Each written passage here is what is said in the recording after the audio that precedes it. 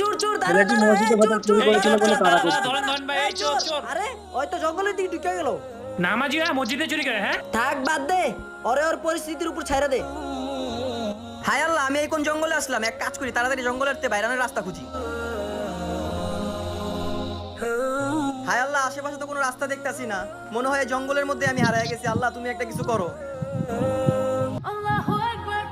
আরে আজান দিয়ে দিছে, এক কাজ করি, এখানে নামাজটা পড়ে নেই।